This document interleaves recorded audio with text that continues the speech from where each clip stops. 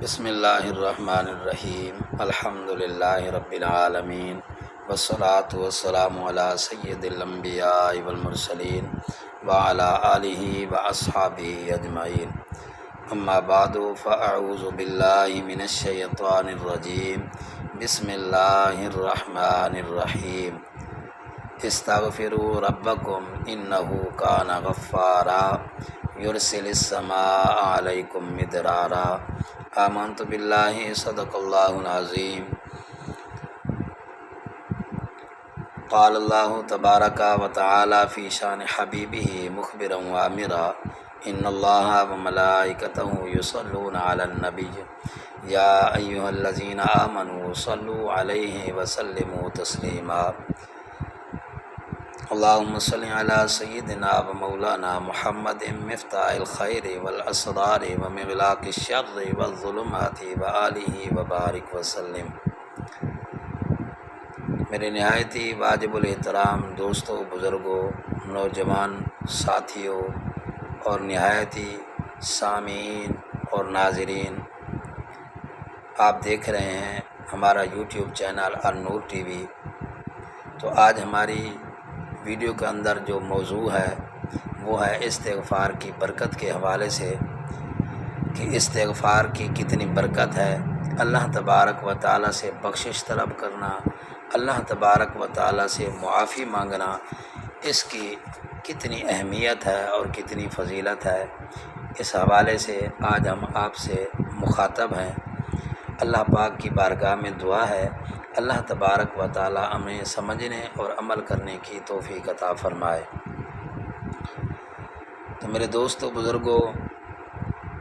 امام شعبی بیان کرتے ہیں کہ حضرت عمر رضی اللہ تعالی عنہ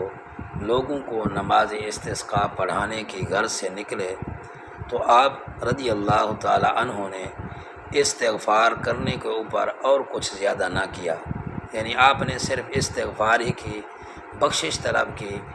حتیٰ کہ واپس آ گئے تو لوگوں نے عرض کی، اے امیر المومنین، ہم تو نماز استسقاء کے لیے گئے تھے، بارش طلب کرنے کے لیے گئے تھے، لیکن آپ رضی اللہ تعالی عنہ نے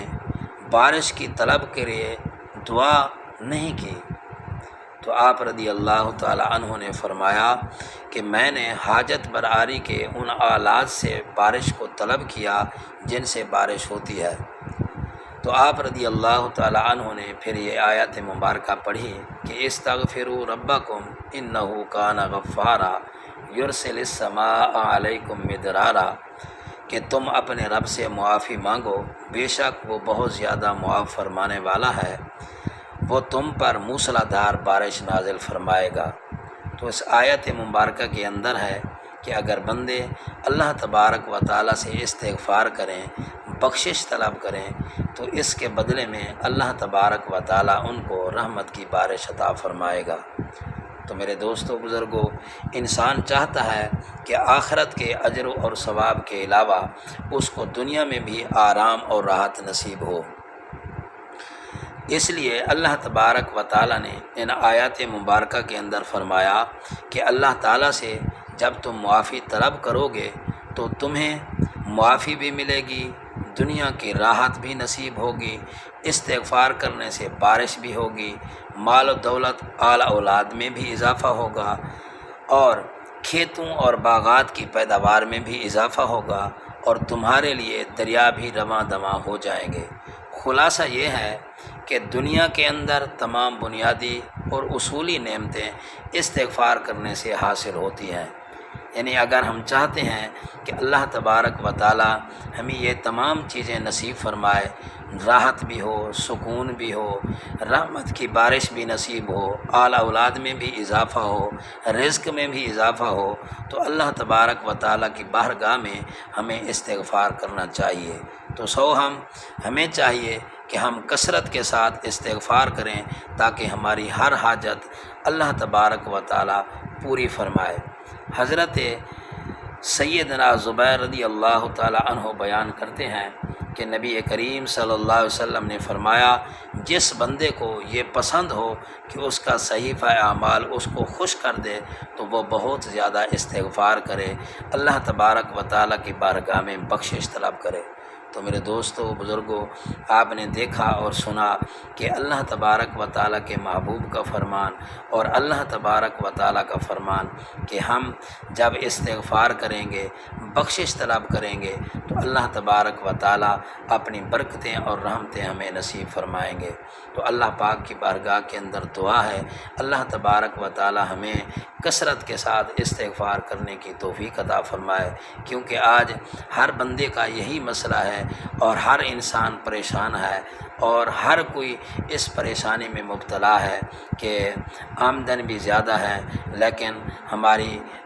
جو ضروریات ہیں وہ پوری نہیں ہو رہی، مسائل کا انبار ہے، پریشانی ہیں، مشکلات ہیں، سکون نہیں ہے، راحت نہیں ہے، آرام نصیب نہیں ہے۔ تو ہمیں چاہیے کہ ہم اللہ پاک کی بارگاہ میں استغفار کریں، بخشش طلب کریں تو اللہ تبارک و تعالی ہمیں یہ تمام چیزیں نصیب فرمائے گا۔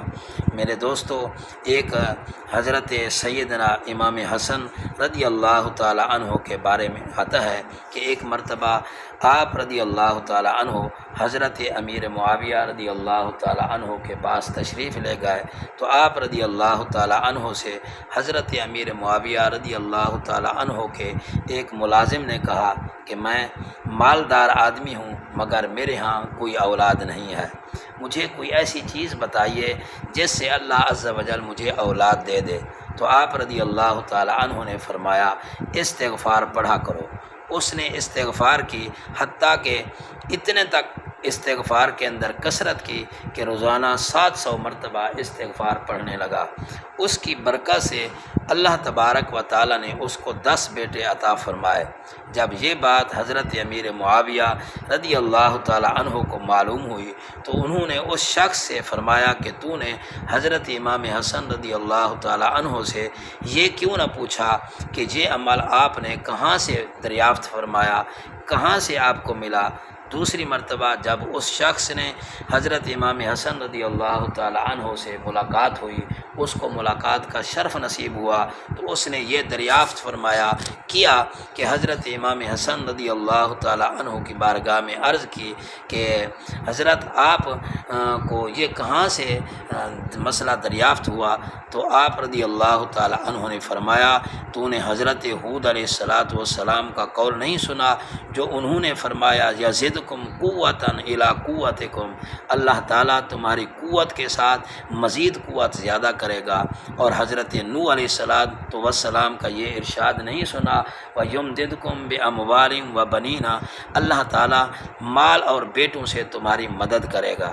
اسی طریقے سے ربیع بن صبیح بیان کرتے ہیں کہ ایک شخص نے حضرت حسن بصری رضی اللہ تعالی عنہ سے قحط سالی کی شکایت کی تو حضرت حسن بصری رضی اللہ تعالی عنہ نے کہا اللہ پاک سے استغفار کرو۔ پھر دوسرا شخص آیا، اس نے بھی ان سے فقر کی شکایت کی، محتاجی کی شکایت کی کہ حضرت میں محتاج ہوں، فقیری کے اندر زندگی گزار رہا ہوں، تنگ دستی کی حالت سے زندگی گزار رہا ہوں، لہذا میرے لیے دعا کریں۔ تو حضرت حسن بصری رضی اللہ تعالی عنہ نے ان سے بھی کہا کہ اللہ تبارک و تعالی سے استغفار کرو۔ پھر ایک اور شخص آتا ہے، وہ بھی عرض کرتا ہے کہ آپ اللہ سے دعا کریں اللہ تبارک و تعالی مجھے بیٹا عطا فرمائے۔ انہوں نے اس سے بھی کہا کہ تم اللہ سے استغفار کرو۔ پھر ایک اور شخص آیا، اس نے شکایت کی کہ میرے باغات خشک ہو گئے ہیں۔ حضرت حسن رضی اللہ تعالی عنہ نے اس سے بھی کہا کہ تم اللہ تعالی سے استغفار کرو۔ اسی طریقے سے حضرت حسن رضی اللہ تعالی عنہ کی بارگاہ میں ایک بندہ بیٹھا ہوا تھا تو اس نے عرض کی کہ حضرت آپ کے پاس مختلف لوگ مختلف شکایتیں لے کر آئے ہیں اور آپ نے سب کو استغفار کرنے کا حکم دے دیا، اس کی وجہ کیا ہے؟ تو حضرت حسن بصری رضی اللہ تعالی عنہ نے فرمایا کہ میں نے اپنی طرف سے کوئی بات نہیں کی بلکہ میں قرآن پاک کی ان آیات سے استدلال کیا ہے کہ جب حضرت نوح علیہ السلام نے اپنی قوم سے کہا استغفروا ربکم کہ تم اپنے رب سے معافی طلب کرو، انہو کان غفارا، بے شک وہ بہت زیادہ معاف فرمانے والا ہے۔ یرسل السماء علیکم مدرارا، وہ تم پر موسلادھار بارش نازل فرمائے گا، ویمددکم باموال وبنین ویجعل لکم جنات ویجعل لکم انہارا، وہ مالوں اور بیٹوں سے تمہاری مدد فرمائے گا اور تمہارے لیے باغات اگائے گا اور تمہارے لیے دریا بہائے گا۔ تو میرے دوستو بزرگوں، اللہ تبارک و تعالیٰ نے ان آیات مبارکہ کے اندر ہمیں وہ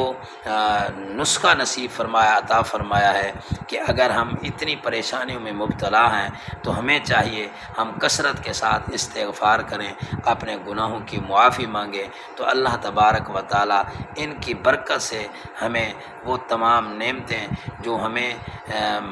نصیب نہیں ہوئی تھیں وہ اللہ تبارک و تعالیٰ ہمیں نصیب فرمائیں گے۔ حضرت ابو سعید خدری رضی اللہ تعالیٰ عنہ بیان کرتے ہیں کہ حضور نبی اکرم صلی اللہ علیہ وسلم کا فرمان عالی شان ہے، جو شخص بستر پر جاتے وقت یہ کلمات 3 مرتبہ کہہ لے کہ استغفر اللہ العظیم الذی لا الہ الا هو الحی القیوم واتوب الیہ، جس کا ترجمہ ہے کہ اللہ تعالیٰ سے بخشش چاہتا ہوں جس کے سوا کوئی معبود نہیں، وہ زندہ ہے، قائم رکھنے والا ہے، میں اسی کی طرف رجوع کرتا ہوں۔ تو حضور فرماتے ہیں اللہ تعالیٰ اس کے گناہ بخش دیتا ہے، اگرچہ وہ سمندر کی جھاگ، درختوں کے پتوں، ریت کے ڈھیر کے ذرات اور دنیا کے دنوں کے برابر بھی کیوں نہ ہوں۔ یعنی اتنے بھی اگر انسان کے گناہ ہیں تو استغفار کرنے کی وجہ سے اللہ تبارک و تعالیٰ ان کے تمام گناہوں کو بخش دیں گے۔ میرے دوستو،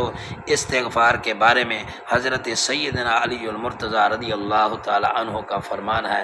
آپ فرماتے ہیں تعجب ہے اس شخص پر جو ہلاک ہو جاتا ہے حالانکہ اس کے پاس نجات کا بھی رستہ ہے، یعنی نجات کا رستہ بھی ہے پھر بھی ہلاک ہو جاتا ہے، تو اس پر ہمیں حیرانگی ہے، تعجب ہے۔ عرض کیا گیا حضرت نجات کا رستہ کیا ہے؟ تو آپ رضی اللہ تعالی عنہ نے فرمایا کہ استغفار۔ آپ فرمایا کرتے تھے اللہ تعالیٰ اس بندے کو توبہ کی، استغفار کی توفیق نہیں دیتا جسے وہ عذاب دینا چاہتا ہے۔ تو میرے دوستو،